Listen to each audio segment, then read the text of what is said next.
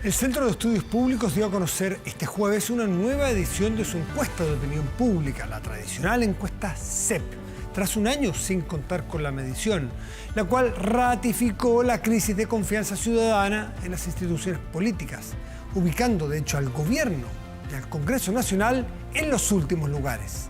Según el estudio, la confianza de la gente en el gobierno marcó un 9%, tan solo un 9%, 3 puntos más que en la última, realizada en diciembre de 2019.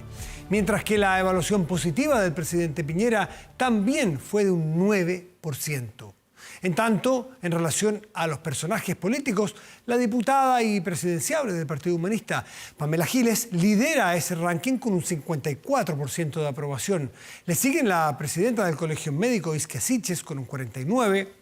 Y en tercer lugar, el ministro de Salud, Enrique París, con un 34%. En cuarto lugar, aparece el alcalde de Las Condes, Joaquín Lavín, con un 32% de evaluación positiva.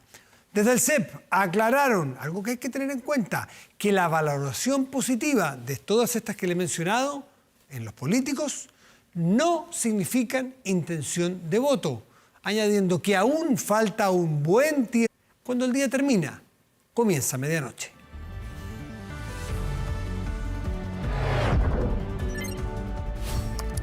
Medianoche. Y de hecho vamos a tomar contacto con Carmen Lefulón, que es coordinadora del área Opinión Pública del Centro de Estudios Públicos del CEP. Carmen, buenas noches, gracias por recibirnos. ¿Cómo está? Hola Matías, buenas noches, muchas gracias por la invitación. A ver, yo quiero partir antes por otros temas, quizás por seguir el orden que ustedes mismos tienen en la presentación. Esto no es nuevo, pero igual cada vez uno requiere una explicación. ¿Por qué? Cuando yo le pregunto a una persona, ¿cómo está tu situación económica?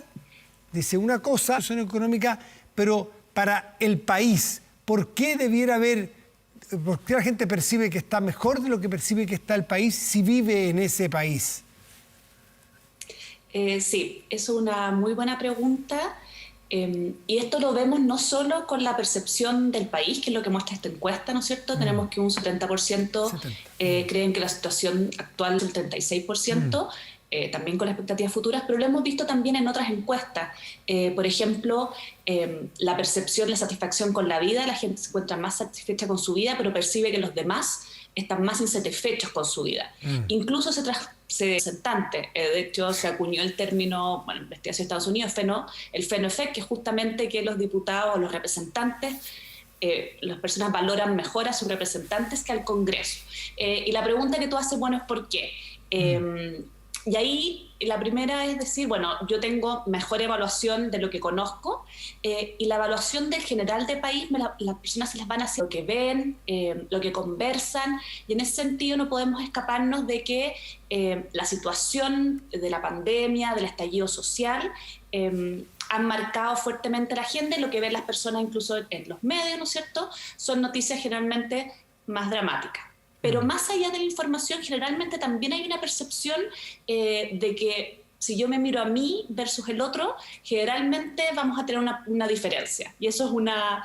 en este caso es muy... casi Carmen, una consistencia, es digamos, muy impresionante porque en la preguntas. pregunta puntual, en la lámina 10 de la entrega que ustedes hacen, es comparación de la percepción actual de la situación económica personal y del país.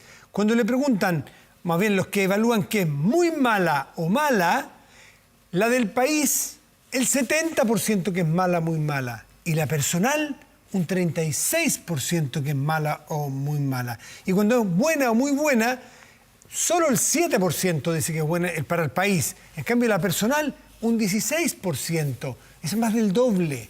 Es bien, no es que sea un poco más, es muy notoria la diferencia además. Sí, a ver, lo que pasa es que o sea, las personas perciben su situación y tienen evidencia diaria y concreta con respecto a lo que están viviendo, pero también ven lo que está sucediendo en el país, las noticias, vemos que efectivamente hay pandemia, se habla de crisis, se habla de alza en desempleo, y todo eso influye en la sensación que se tiene sobre la marcha del país.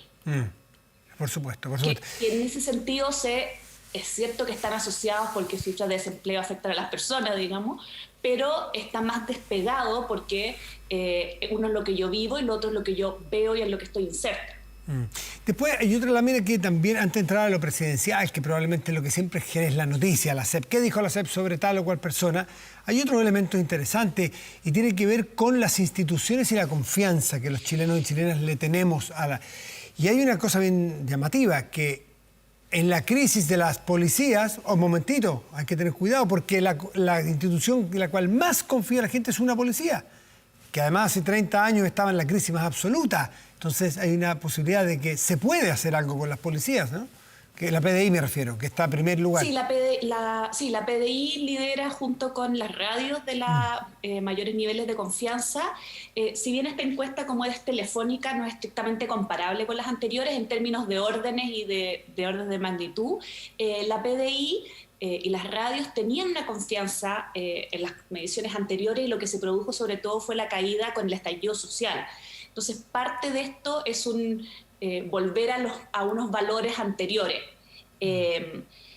Lo que sí es dramático en términos de la democracia representativa es lo que tú mencionabas al inicio, ¿no es cierto? La crisis de legitimidad y de confianza en las instituciones centrales de la democracia representativa, que son el Congreso y los partidos políticos. Por supuesto, por supuesto. Ahora, vamos a las evaluaciones, por ejemplo, de este gobierno. Es un 9% que lo aprueba, un 73 o 74, no me acuerdo exactamente, que desaprueba en la forma en que el presidente Sebastián Piñera está conduciendo su gobierno. Es comparable, usted dice que es telefónica, pero de todas maneras es bajísima, bajísima. No sé cómo es comparable con la historia de la CEP hacia atrás en una pregunta como esta. Nosotros, al ser un cambio de metodología, que cambiamos el modo, ¿no es cierto? Ahora pasamos de una entrevista presencial a una entrevista telefónica. Por prudencia no queremos hacer comparaciones hacia atrás, pero independiente de eso son niveles bajos de aprobación. Un 9% es sustantivamente bajo, e incluso, ¿no es cierto?, si uno lo desagrega por posición política, sí. ¿no es cierto?, Hay mucha gente de derecha que evalúa muy mal al presidente Piñera, no solamente los que son ideológicamente opositores, que es natural, más del 90%. Creo que el 50% de quienes se declaran de derecha evalúan muy mal al presidente Piñera. ¿Eso había pasado también, ese desacople ideológico en las anteriores encuestas? Se había producido, pero no en la intensidad. Un poco por composición, ¿no es cierto? Los porcentajes de los grupos tienen que dar el total, ¿no es cierto? Pero esta evaluación crítica de Sebastián Piñera con respecto a su propia coalición, no su coalición, sino la gente que se autoidentifica, como de derecha. Por supuesto. Fíjate que aquí está la gente que desaprueba, que aprueba al presidente Piñera de derecha, solo un 23%. Y la que desaprueba al presidente Piñera, siendo autodeferido de derecha, 50% lo desaprueba. Y gente más de centro, 75%. Son cifras muy preocupantes. ¿Qué tienen ustedes, para no comparar telefónica con presenciales, de la era de las presenciales, que me imagino que van a volver después de la pandemia? ¿Qué es lo más bajo que había llegado un presidente o presidenta en aprobación? Sí, bueno, en las telefónicas, en las presenciales, Sebastián Piñera en la presencial de diciembre de 2019 con un 6%. De aprobación. Era más bajo que esto, 6%. Un 82% de desaprobación, pero recordemos que eso efectivamente ocurrió en diciembre en pleno estallido. Claro, 2019, exactamente. Sí. Previo a esa encuesta, lo más bajo que habían llegado era un 15% Michelle Bachelet. Carmen, en agosto del 2016. Vamos a la evaluación de los personajes políticos, porque también generó una gran noticia. Pamela Giles es la persona que logra mayor aprobación, que no es lo mismo que adhesión política, hay que insistirlo, para no confundir, 54%, luego Isquia Siches. ¿Cómo evalúan ustedes cómo este personaje, que es relativamente nuevo, como Pamela Giles, no sé si la habían medido antes, logra este nivel de aprobación tan alto? A ver, es un nivel de valoración positiva relativamente alto, un 50%, sobre todo en comparación con los otros. Nosotros vimos en la encuesta anterior que efectivamente se produjo una baja general en los personajes políticos, y esta baja general también está asociado a la crisis de la confianza en los partidos políticos y en el Congreso. Y Pamela Giles lo que ha logrado hacer, pese a ser una diputada del Congreso, es desapegarse en su discurso de los políticos y ponerse del lado, ¿no es cierto?, de la ciudadanía o del pueblo o de su ejército de nietos, en contraposición con los políticos. Hemos tenido en la historia también personajes que han surgido con valoración positiva. Lo de Pamela Giles tiene entre los rasgos interesantes, ¿no es cierto?, además que ya comentábamos que tiene una valoración alta, ¿no es cierto?, entre los de menores ingresos, si uno los aproxima a los que tienen menores niveles de educación, pero también es interesante que entre los grupos de que no se identifican políticamente, ella también logra porcentajes de valoración positiva similares a quienes que se identifican con la izquierda, cosa que no sucede con otros personajes políticos. Tú dices que no es primera vez que emergen personajes del perfil de la diputada Giles. No de perfil, que emergen personajes. Yo creo que el perfil de ella es muy... ¿atípico? Acorde a los tiempos que estamos viviendo y al desprestigio de la política, pero es interesante, yo creo que todavía falta mucho por venir. Ella, sin ir más lejos hoy día, ¿no es cierto?, está jugando mucho su capital político por su pareja, ¿no es cierto?, abuelo gobernador, se escucha sistemáticamente, y creo, parece que va a ser un momento importante para ver efectivamente cuánto de ese capital político se puede traducir en votos. Va a ser la elección de gobernadores regionales. Si bien ustedes dicen... por lo tanto, todavía queda mucho por ver lo que sucede. Si bien ustedes siempre que hacen esta encuesta de la evaluación de los personajes agregan abajo que evaluación positiva no es lo mismo que adhesión política, en algún momento con tantas muestras hacia atrás deben tener también estudiado algún tipo de correlación, ¿no es cierto? O es imposible, o se comportan de manera anómala, para saber hasta qué punto, yo sé que dicen que no es, pero hasta qué punto sí puede ser predictivo un eventual éxito electoral de las personas que tienen buena evaluación. Sí, lo que pasa es que hay como dos dimensiones, y uno es el término de cuán predictivos son los resultados, incluso cuando uno habla de predicción de intención de voto, porque en Chile, desde que el voto es voluntario, que es lo que pasa con otros países, cuán predictivo puede ser la aprobación depende de quiénes son los que van a votar, porque eso es lo que se traduce en las urnas. Y también sabemos que la campaña, o esperamos, y yo creo que todos los políticos y todos los todas las jefas y jefes de campaña lo asumen o lo esperan, tiene un efecto.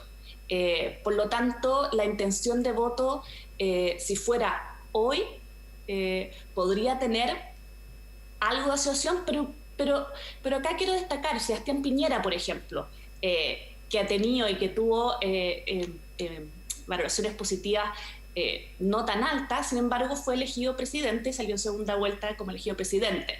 Por lo tanto, yo creo que hay muchos factores que están detrás, incluso, por ejemplo, Pamela Giles, que tiene una valoración positiva en el grupo de la derecha, un 40%. La pregunta es si ese grupo votaría por ella puesto frente a otro candidato de la derecha. Perfecto. Y por último, muy chico, cuando hay candidatos que tienen un alto nivel de rechazo, o al menos lo mismo rechazo que aprobación, ¿qué les dice la historia de la encuesta CEP respecto de su éxito o fracaso político electoral? ¿Es una mochila imposible de sacarse el rechazo o no necesariamente? A ver, yo creo que si algo hemos aprendido en política, sobre todo en los últimos tiempos, que no hay nada imposible, digamos, y que todo, y sobre todo en un ambiente como el que estamos ahora, que es muy líquido, ¿no es cierto?, que cambia mucho. Sin embargo, cambiar una percepción negativa, una valoración negativa, es más difícil, sobre todo si está asociada también con esta crisis de partido y por lo tanto el espacio para crecer se ve más limitado. Eso también tiene que estar combinado, ¿no es cierto?, con el nivel de conocimiento. Es cierto que no toda la gente que no te conoce después va a conocerte positivamente, pero hay un cierto espacio de conocimiento versus personas con altas valoraciones negativas, y con un nivel de conocimiento más alto ciertamente está limitado el potencial de crecimiento, porque si bien valoración positiva no se traduce en votos, es muy difícil que una valoración negativa se traduzca en voto, pero de nuevo, depende de las alternativas que tenga la persona en la papeleta. Mucha gente vota por el mal menor, en cuyo caso puedes tener una evaluación negativa de ambos candidatos o ambas candidatas, Claro, claro. pero tú votas por el mal menor. Por lo tanto, las decisiones estratégicas también es súper importante tomarlo en cuenta. Claro, el contexto en el cual llega una elección es distinto a una Absolutamente. encuesta. Carmen Lefulón, que es coordinadora del área de opinión pública del Centro de Estudios Públicos, muchísimas gracias por atendernos esta noche. Que te vaya bien, Carmen. Muchas gracias, Matías, que estés Chao, muy chao. bien. Hacemos una pausa y ya volvemos, espérenos. Pausa y de inmediato revisamos las informaciones de esta jornada con Marco Fleming. Matías, claro, vamos con las informaciones ya en medianoche. Comenzamos contándoles que un trabajador de 45 años murió luego de que un ascensor cayera sobre él. Este hombre se encontraba realizando labores de mantención cuando ocurrió este hecho y Rodrigo Pérez nos va a contar más antecedentes. ¿Cómo estás, Rodrigo? ¿Qué tal, Marco? Buenas noches. Todo un procedimiento que a esta hora está llevando adelante la Brigada de Homicidios de la Policía de Investigaciones para esclarecer cómo ocurrió esto.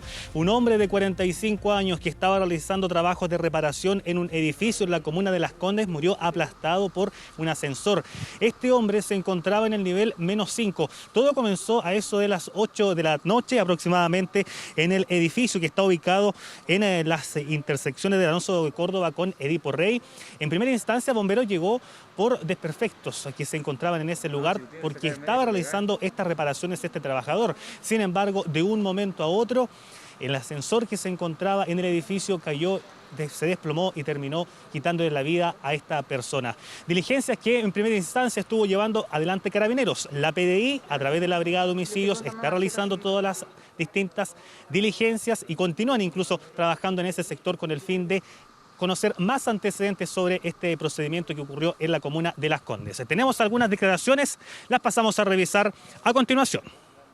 Soy una persona atrapada en ascensor, acá en la calle Alonso de Córdoba, en la cual acudieron 4 compañías, 3 del Cuerpo Bombero Santiago y una del Cuerpo Bombero de Ñuñoa, y se percató de que en el -5, en el pozo de ascensores, había un trabajador que estaba realizando labores de mantención de ascensores con atrapamiento entre la cabina y la puerta del ascensor.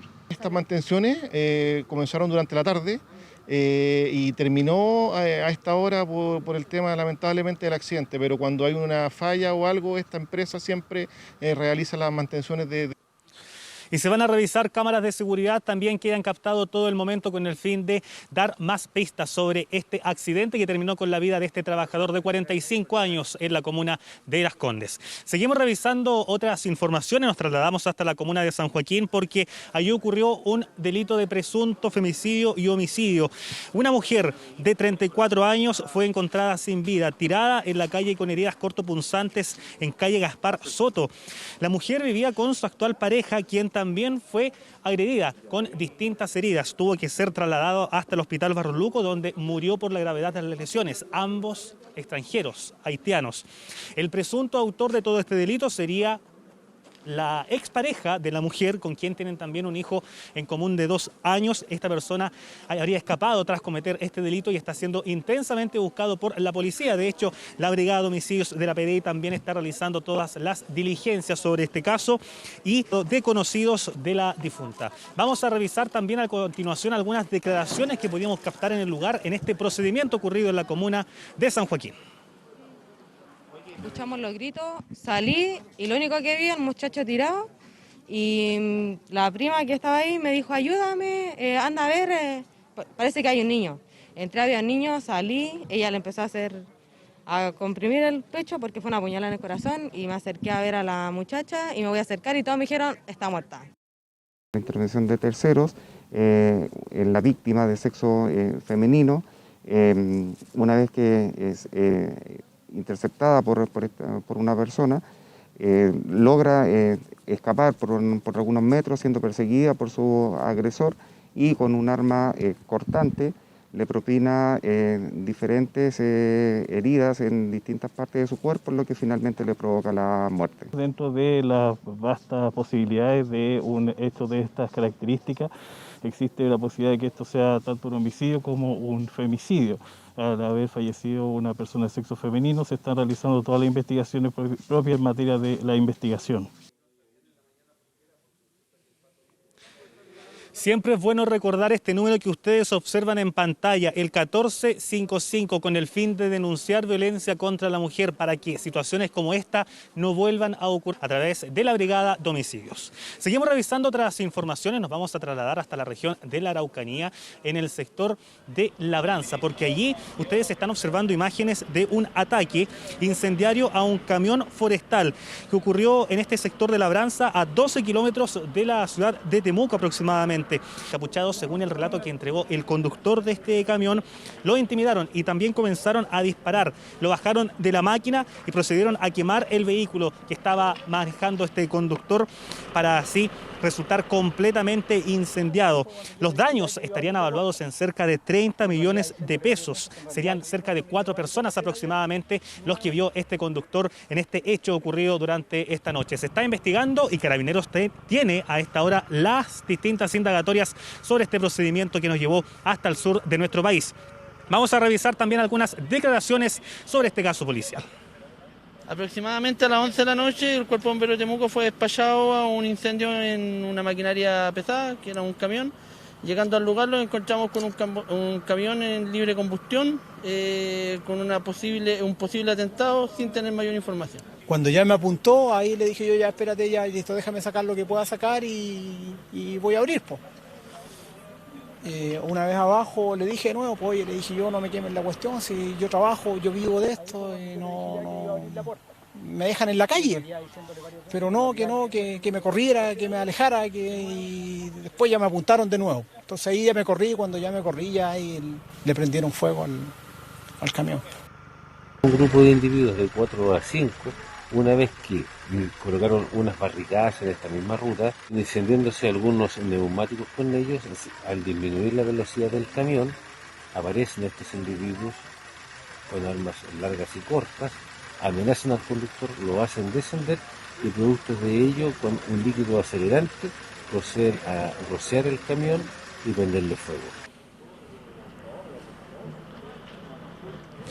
Bien, parte entonces de las últimas informaciones policiales. Nos despedimos con esas imágenes que ustedes observan y también la de San Ramón.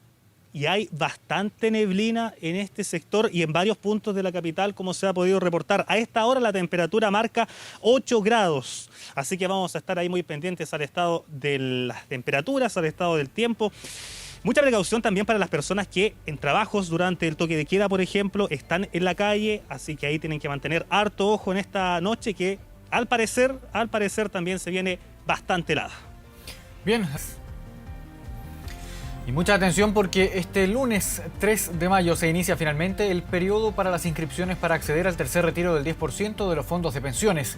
Un proceso que ya es conocido por millones, pero que en esta oportunidad también considera un grupo por primera vez. Son más de 600.000 pensionados que por renta vitalicia que van a poder adelantar parte de su jubilación, lo que corresponde a una alternativa catalogada como compleja por la industria y que tiene ya trabajando contrarreloj. Una realidad y muchos lo están esperando. Obvio que sí, pues si necesito plata. Tengo que pagar deudas, mi trabajo bajó y no tengo todos los ingresos normales. Creo que es un derecho nuestro, es nuestra plata. A las 9 de la mañana del próximo lunes 3 de mayo, las AFP comenzarán a recibir las inscripciones vía web y las administradoras tendrán 4 días hábiles para confirmar la recepción. Están 3 banners distintos las administradoras. Un banner para el retiro 1, otro para el 2 y otro para el 3, de tal manera que las personas no se confundan, porque se puede efectuar cualquiera de los 3 retiros en el orden que la persona desee. La principal diferencia con los 2 retiros anteriores será que el pago se realizará en 15 días hábiles y en una cuota, aunque desde las AFP no descartan que el plazo sea menor. Por supuesto que en algunos casos podrá ser antes, pero efectivamente las administradoras tienen que cumplir con el plazo que se ha impuesto. Un proceso conocido por millones de chilenos, pero inédito para miles de otros. 640.000 pensionados por renta de los recursos que las compañías de seguro les pagan mes a mes. Ahora recién se va a saber. Porque no hay detalles de cómo y cuándo será el proceso. Hasta ahora no existe fecha de inicio para las inscripciones de las... Sí, ¿por qué no? Si me muero mañana, la plata se la van a llevar todo para adentro, así que no. La guardaría, pues, para poder saber si me enfermo o algo. Uno tiene que tener sus recursos porque después las clínicas en todas partes cobran muy caro. Lo que sí está establecido es que las compañías de seguro tendrán 30 días corridos de plazo para entregar los recursos a los pensionados. La Comisión para el Mercado Financiero está trabajando con las empresas en un instructivo y ya se anunció que se espera iniciar la recepción de las solicitudes desde la próxima semana. Los montos pueden llegar hasta el equivalente a 150 unidades de fomento. Y todo el resto de la normativa técnica, eso está siendo dictado por la CMF para las compañías de seguro para que también puedan partir de buena forma el día lunes. El anticipo de rentas vitalicias es una operación sin precedentes en Chile y está llena de complicaciones. Una de ellas, el cálculo de cuánto puede retirar cada asegurado. No es un tema fácil tampoco para las compañías. Las compañías, primero que todo, tienen que tener la suficiente liquidez para poder enfrentar este pago masivo, donde las compañías no tienen mucha plata ahí en caja. Porque la mayoría está invertida en instrumentos que son más difíciles de liquidar o vender. Pese a todo, las empresas y el regulador aseguran que trabajan para que el pago a los pensionados llegue lo antes posible. El retiro del 10% ya entró en tierra derecha. Y el juzgado de garantía de Iquique aceptó la petición de la Fiscalía y se dictó una orden de detención en contra del exdiputado del Partido Comunista Hugo Gutiérrez. El parlamentario no se presentó al juicio donde sería formalizado por amenazas a la autoridad y omisión de cooperación pública. Esto luego de amenazar a funcionarios de la Armada en agosto pasado cuando era fiscalizado en un control sanitario en Iquique. Esto corresponde a las imágenes que estamos viendo precisamente en pantalla. En marzo, Gutiérrez tampoco se presentó a una audiencia pese a que el juzgado intentó ubicarlo en sus domicilios. Ahora será la Policía de Investigaciones la encargada de tramitar la orden de detención contra el candidato a constituyente.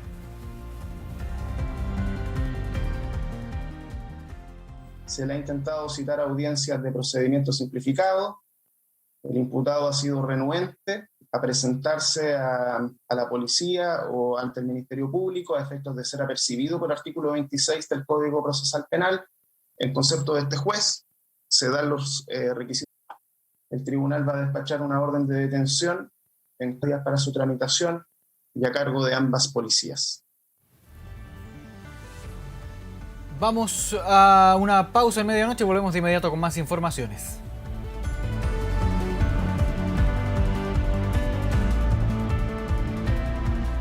Yo podría sedarlo y así...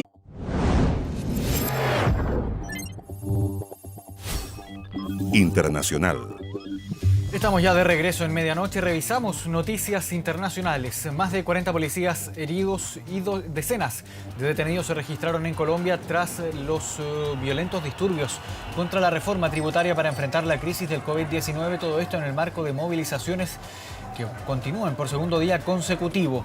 Miles de manifestantes salieron a las calles del país cafetero para protestar contra la reforma que busca una subida de impuestos a la clase media para enfrentar las consecuencias económicas de la pandemia. Durante este jueves también se registraron movilizaciones en varias ciudades tras el paro nacional convocado por organizaciones sociales. El presidente Iván Duque condenó los actos vandálicos y respaldó la polémica reforma que busca subir los impuestos a productos de la canasta básica como una forma de mantener las finanzas del país.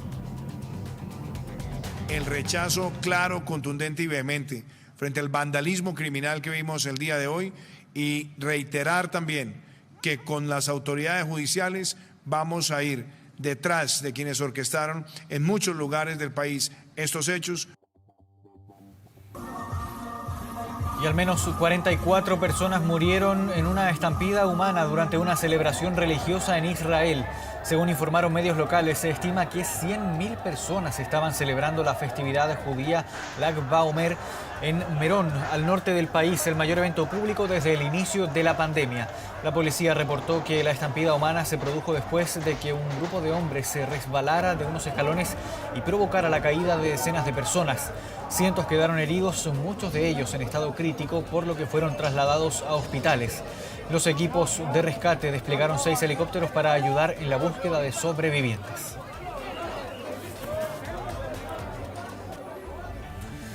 1 de la madrugada con 43 minutos. Cerramos el bloque informativo. Volvemos contigo, Matías del Río.